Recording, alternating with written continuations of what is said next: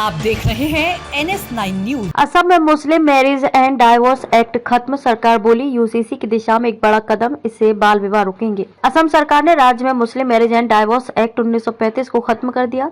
ये निर्णय शुक्रवार देर रात मुख्यमंत्री हेमंत बिस्वा शर्मा की अध्यक्षता में राज्य कैबिनेट की बैठक में लिया गया।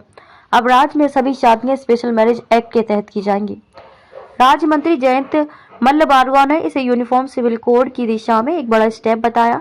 उन्होंने कहा कि इससे राज्य में हो रहे बाल विवाह भी रुकेंगे। राज्य मंत्री मल्ला बरुआ ने कहा कि मुख्यमंत्री ने हम समान नागरिक संहिता की ओर बढ़ रहे हैं, इसी को लेकर एक महत्वपूर्ण फैसला लिया गया है। हम असम में कोई भी मुस्लिम विवाह या तलाक रजिस्टर नहीं किया जाएगा। उन्होंने आगे कहा कि हमारे पास एक स्पेशल मैरिज एक्ट है, इसलिए हम चाहते हैं कि सभी मामले उस एक्ट के माध्यम से सुलझाए जाएं। अब मुस्लिम विवाह और तलाक का रजिस्ट्रेशन डिस्ट्रिक्ट कमिश्नर और डिस्ट्रिक्ट रजिस्ट्रार द्वारा किया जाएगा, जो इस डाइवोर्स रजिस्ट्रेशन एक्ट के तहत काम कर रहे थे।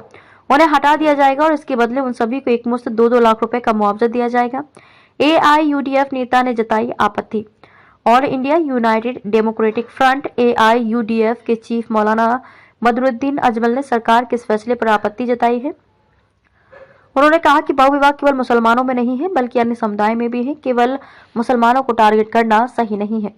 2026 तक बाल विवाह पर नया कानून लाने पर विचार। फरवरी 2023 में मुख्यमंत्री शर्मा ने कहा था कि हमारा रुख स्पष्ट है, असम में बाल विवाह रुकनी चाहिए। बाल विवाह के खिलाफ हम नया कानून लाने के बारे में चर्चा कर रहे हैं। 2026 तक हम बाल विवाह के खिलाफ नए कानून लाने पर विचार कर रहे हैं, जहां जेल की सजा 2 साल से बढ़ाकर 10 साल की जाएगी। उत्तराखंड विधानसभा में बुधवार को यूनिफॉर्म सिविल कोड यानी UCC बिल ध्वनि मत से पास हो गया। इसी के साथ UCC बिल पास करने वाला उत्तराखंड आजाद भारत का पहला राज्य बन गया है। सीएम पुष्कर सिंह धामी ने 6 फरवरी को विधानसभा में ये बिल पेश किया था। बिल पास होने के बाद अब इसे राज्यपाल के पास भेजा जाएगा।